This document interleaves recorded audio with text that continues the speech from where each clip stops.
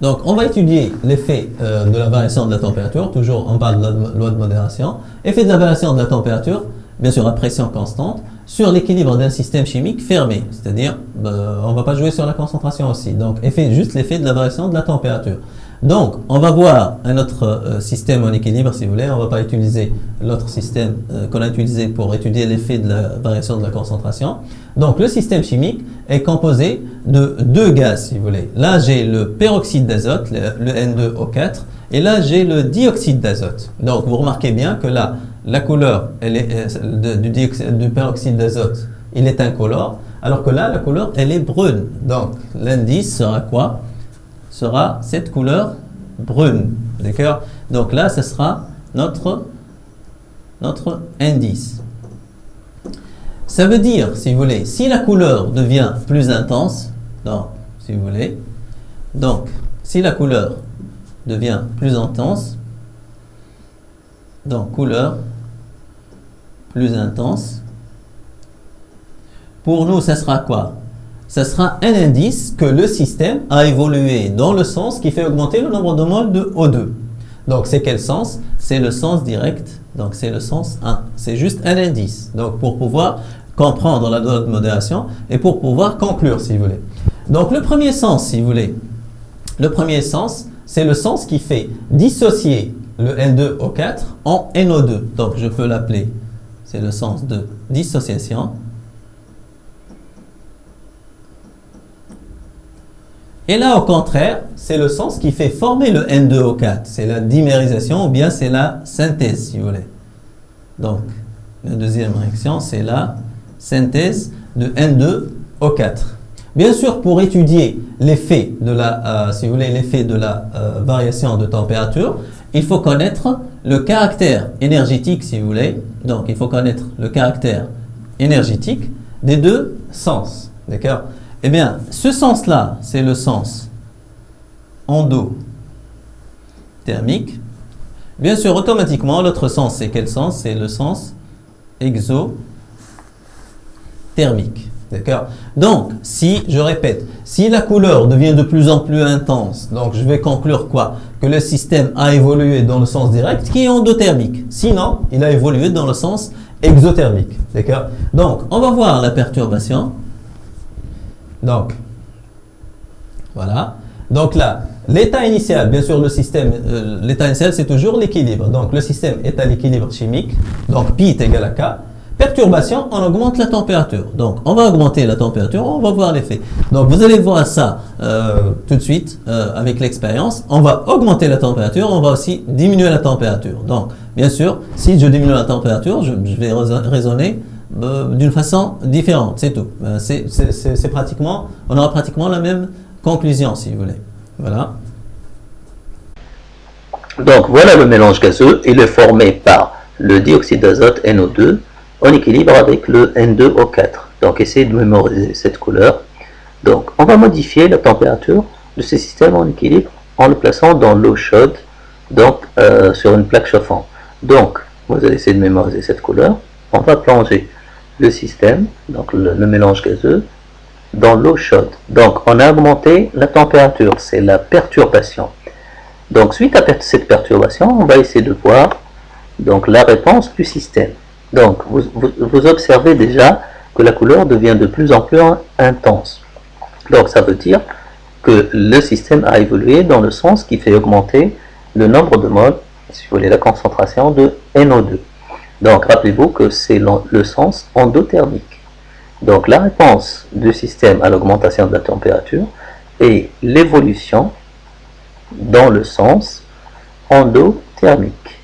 La preuve, c'est que la couleur devient de plus en plus intense. Donc, le nombre de moles de NO2 augmente. C'est le sens 2 qui est le sens endothermique.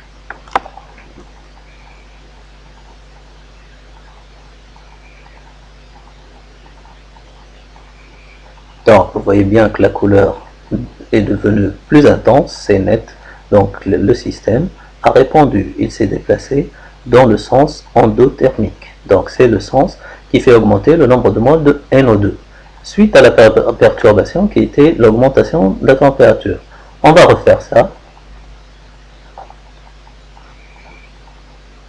Donc toujours on est en train d'augmenter la température.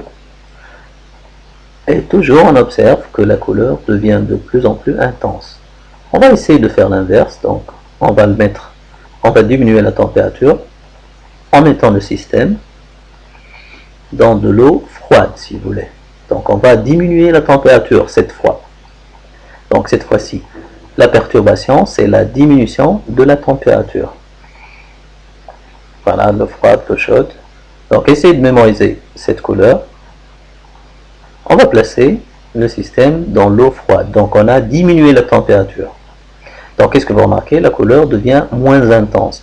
On va ajouter de l'eau froide. Donc la couleur est nette là, ça devient moins intense. Donc le système s'est déplacé cette fois-ci dans le sens 1, qui fait diminuer le nombre de moles de NO2. Voilà, c'est clair. Donc le système s'est déplacé dans le sens exothermique cette fois-ci, suite à la perturbation qui était la diminution de la température. Donc l'augmentation de la température, on va refaire ça, l'augmentation de la température déplace le système dans le sens exothermique, dans le sens endothermique. Donc l'augmentation de la température fait déplacer le système, voilà. Ou bien comme réponse, le système évolue dans le sens endothermique. C'est le sens qui fait augmenter le nombre de moles de NO2, si vous voulez, qui augmente la concentration de NO2. Voilà, c'est clair. Donc la réponse à une augmentation de température, c'est l'évolution spontanée dans le sens endothermique. Donc, comme vous venez de voir, si vous voulez, d'accord, le système était en équilibre, on a augmenté la température, qu'est-ce que vous avez remarqué, si vous voulez, dans la séquence de l'expérience? Réponse du système, la couleur brune devient plus foncée. Donc, ça veut dire quoi? Donc, lorsque j'ai augmenté la température,